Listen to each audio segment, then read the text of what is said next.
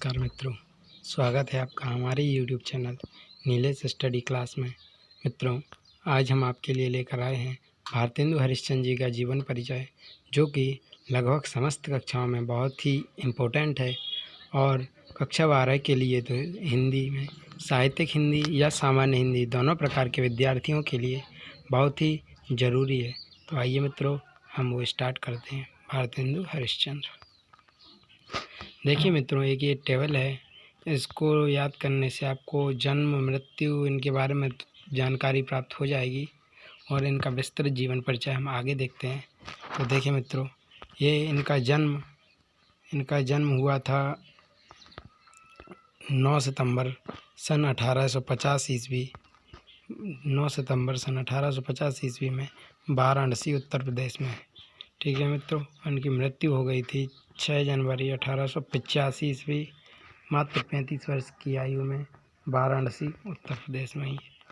देखिए, इनका व्यवसाय था, ये क्या करते थे, तो ये कवि थे, लेखक थे, रंगकर्मी थे, देश हित की चिंता करने वाले थे और एक अच्छे खासे पत्रकार भी थे। ठीक है मित्रों, अब इनकी देखिए राष्ट्रीयता इनकी ये भारतीय थे। अवधि है इनकी, ये आधुनिक काल के लेखक कवि थे और ये विधाओं में नाटक विधा, काव्यकृति, अनुवाद, निबंध संग्रह इत्यादि लिखते थे।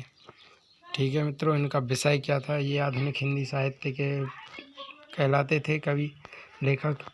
इनका उल्लेखनीय कार्य ये देखिए, अंधेर नगरी ये इन्होंने लिखा, ये उनका उल्लेखनीय कार्य रहा। अब इन्हीं के जन्म के संबंध में और माता पिता के नाम के संबंध में मैंने एक स्वरचित दोहा लिखा है, जो कि आप लोगों के समक्ष है। सन 1850, ये 1850 इनका जन्म सन है।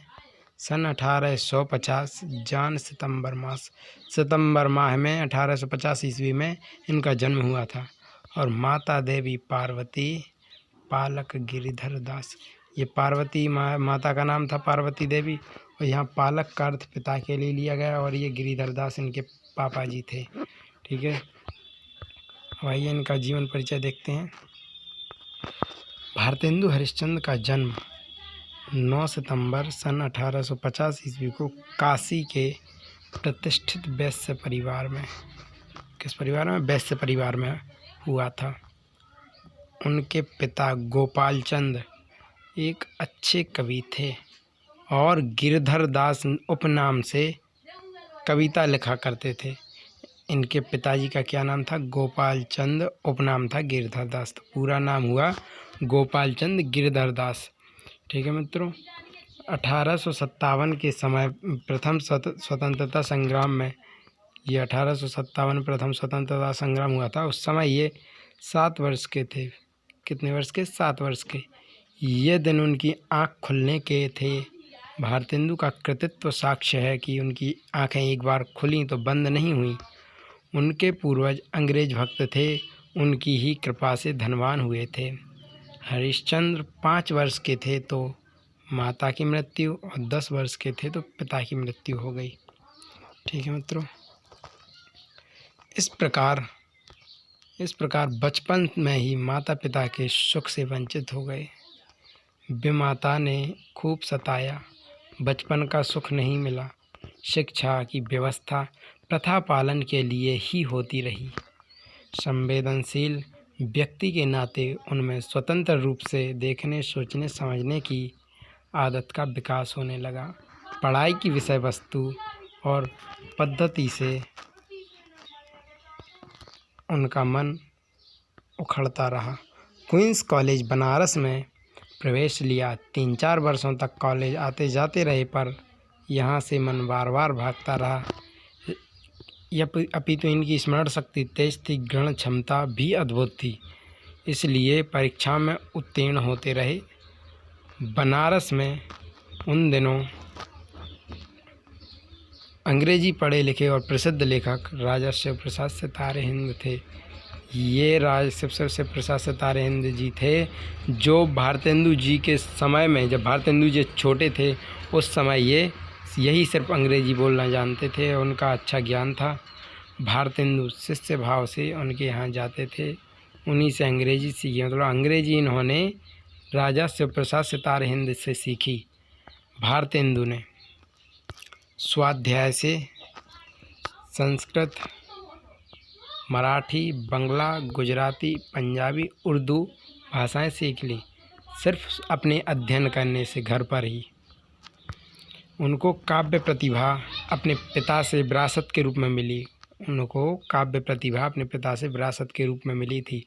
उन्होंने 5 वर्ष की अवस्था में ही निम्न दोहा, जो नीचे दिया गया है, दोहा बनाकर अपने पिता को सुनाया और उनके पिता ने सुकवि होने का आशीर्वाद भी दिया कि तुम भविष्य में एक अच्छे कवि होगे। ये उनके पिताजी ने आशीर्वाद दिया था। आइए देखते हैं उनका कौन सा दोहा था।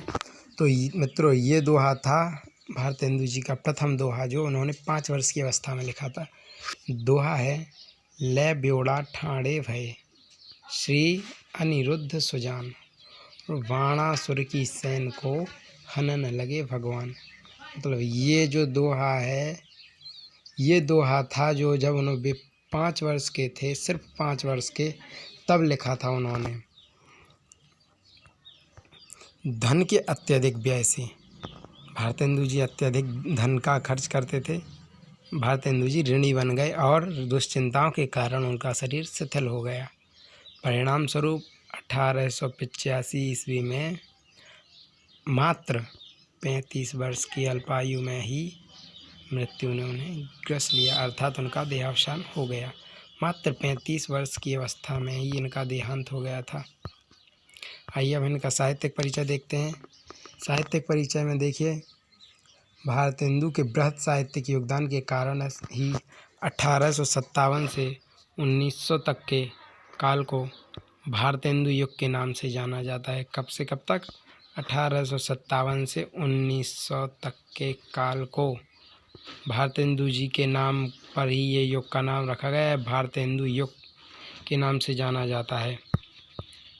ठीक है मित्रों, अब देखिए 15 वर्ष की अवस्था से ही इन्होंने साहित्य सेवा प्रारंभ कर दी थी। ये साहित्य की सेवा करने लगे थे।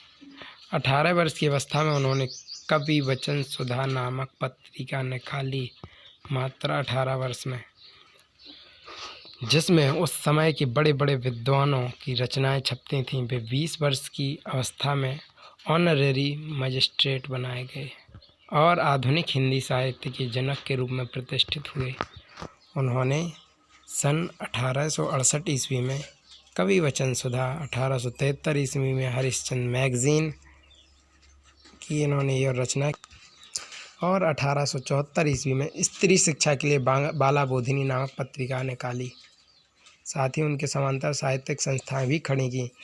वैष्णव भक्ति के प्रचार के लिए उन्होंने तदीय समाज की स्थापना की। ये तदीय समाज राजभक्ति प्रकट करते हुए भी अपनी देशभक्ति की भावना के कारण उन्होंने अंग्रेजी हुकूमत का कोपभाजन करना पड़ा। उनकी लोकप्रियता से प्रभावित होकर काशी के विद्वानों ने 1880 ईस्वी में, कब? 1880 में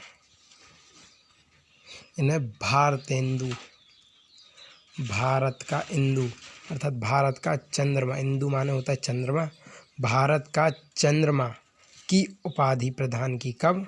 सन 1880 ईस्वी में। हिंदी साहित्य को भारतेंदु की देन भाषा तथा साहित्य दोनों ही क्षेत्रों में है। भाषा के क्षेत्र में उन्होंने खड़ी बोली के उस रूप को प्रतिष्ठित किया जो उर्दू से भिन्न है और हिंदी क्षेत्र की बोलियों का रस लेकर संवर्धित हुआ है। इसी भाषा में उन्होंने अपने संपूर्ण गद्य साहित्य की रचना की है। साहित्य सेवा के साथ साथ भारतेंदु जी की समाज सेवा भी चलती रही। उन्होंने कई संस्थाओं की स्थापना में अपना योगदान दिया।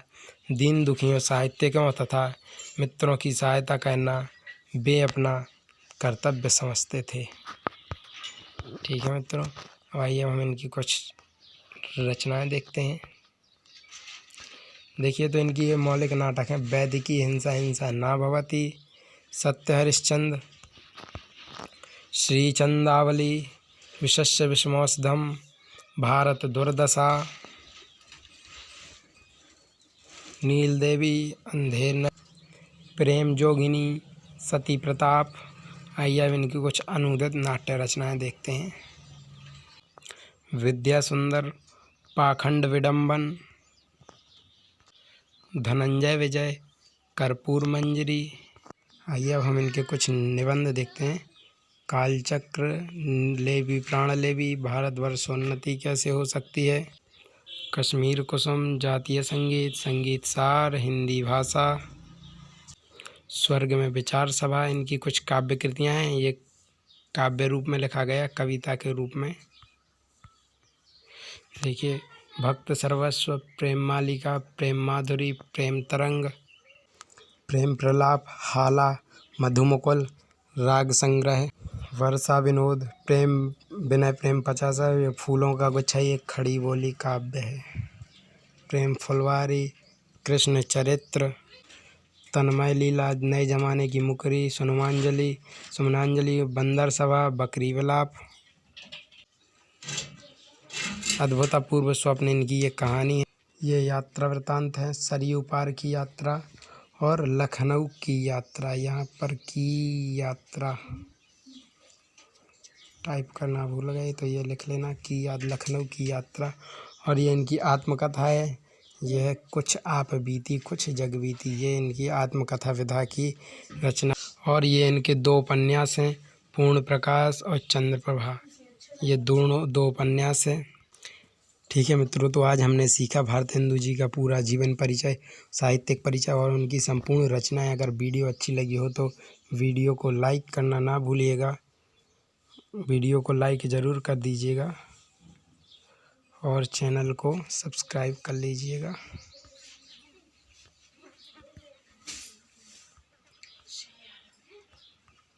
मित्रों में शेयर करना बिल्कुल भी ना भूलिएगा।